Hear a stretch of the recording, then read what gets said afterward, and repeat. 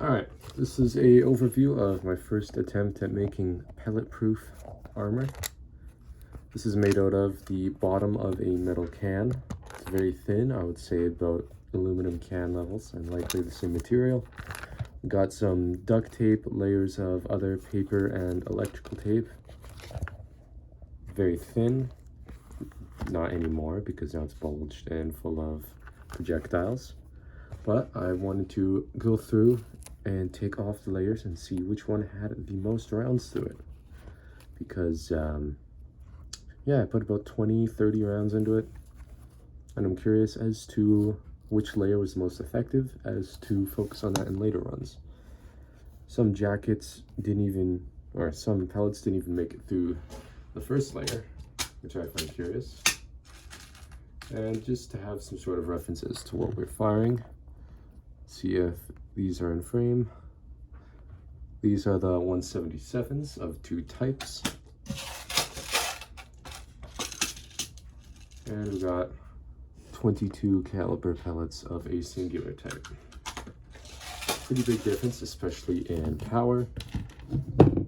This air gun at 10 pumps is able to go through like actual steel plates or metal roofing, and is very powerful.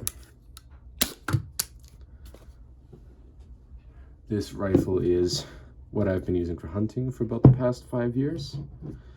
It does the job of firing those pellets, yada yada. Let's get to the cool part. Just for the purpose of keeping my desk clean, I'm going to grab this cloth so that I don't lose pellets everywhere. So let's start unraveling. Get those adjusted and take off the first layer of electrical tape. It's going to be a lot of fiddling with tape, so it's going to take a fair bit because I did not make this with the intent of taking it apart.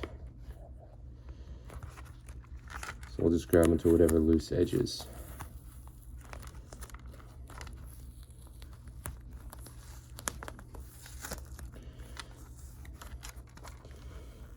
As is pretty evident, not a single pellet stopped at just the electrical tape. That is to be expected, obviously, but you can see a lot of rounds in the duct tape here. At least 1, 2, 3. 3 177s. And as you can see here, there's 2 penetrating rounds, or 2 fully penetrating rounds. Both were 22, and 1 partial penetration, which was a 177 at point blank range. So let's see if we could take apart this whole layer here in one go. As you can hear, there's also a bit of rattle to it, which I'm really curious. You can see some sticky notes in there.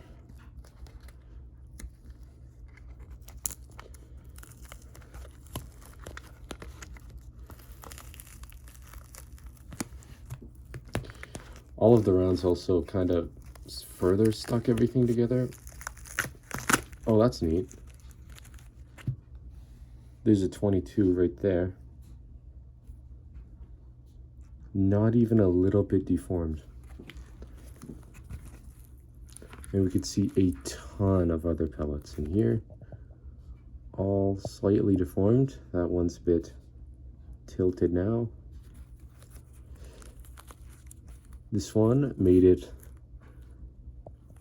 through the first 2 layers of tape and through about 5 sticky notes before stopping. This is an incredibly scientific way of taking everything apart.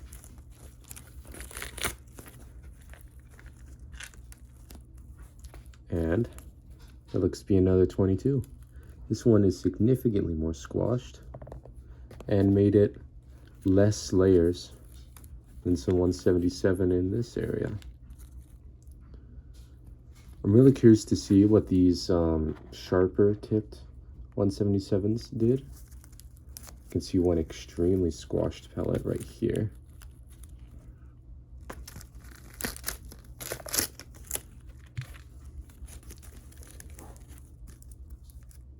Here is, I don't actually know what happened to this one. Let's tilt the camera down a bit. I don't know what the angle's been like. This is actually 2 pellets that hit in the same spot. That's neat. That seems to be about everything that stopped in the duct tape areas.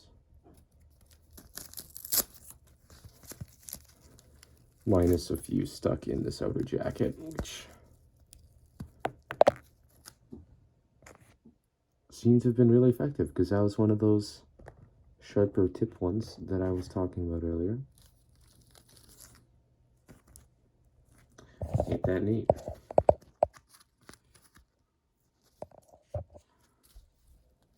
Surprisingly, not a single hole in the middle.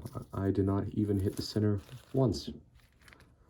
So this is where I'm most curious, because this is where we have a lot of masking tape and some, I think about a total of 20 sticky notes went into this. Surprisingly little, but they all overlap around the center more.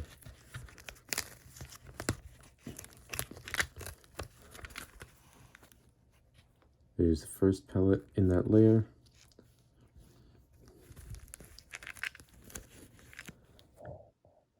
This one is pretty fine. Like, some of these are alright.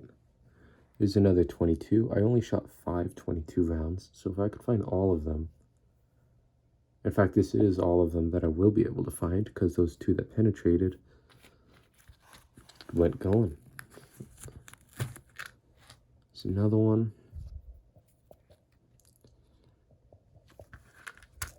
So it's interesting that all of the non-penetrating 22s aren't even at the back plate. They're all about the same distance inwards as the 177s. There is also a thin plastic layer, because I thought that would be kind of like a spall liner of sorts. Like something would go in there, hit the metal, and then stop. That was so well explained.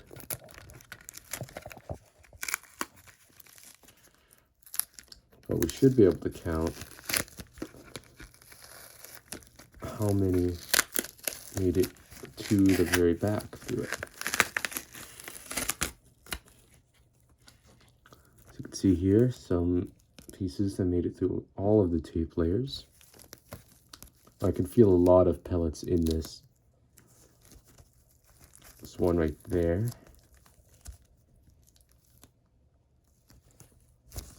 That's neat.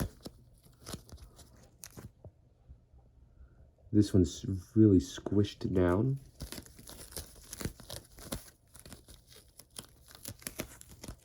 That appears to be everything in these layers. Super thin. Seem to have caught most of them so far, as opposed to the also thin duct tape. Squished together properly. Super thin. Very effective. Stopped all these. Let's just get all of our pellets in a pile here before we move on to the final sandwich. The back plate. Just off the bat here, there's a few rounds stuck in the edges, which is pretty neat. There's that. That is cool. Just squashed right in. So yeah, there's one piece of tape holding that closed. And we can open it up.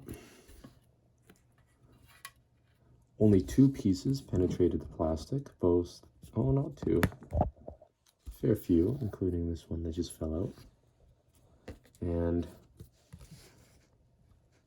let's see if I could squeeze that out of there.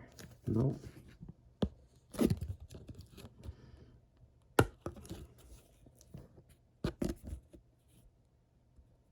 But yeah, a total of, I think, 5 rounds made it all the way to this plastic. And then there's the metal at the back. Super dented up. Piece is still falling out. That would have been the one that almost penetrated. if I were to just keep firing through 100 or so 177s, it would have had to just wear down all the way through. But that is super neat that they made it that far.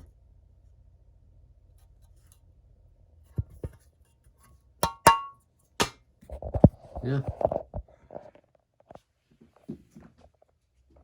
So here we can see about how many rounds are fired.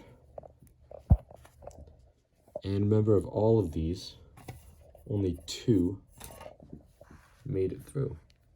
And there's still about, I'd say, 4 tops stuck in between all these pieces over here. I will be making more soon when I can get more pieces of metal like this to use as a base in order to keep the shape consistent. Yeah. Neat.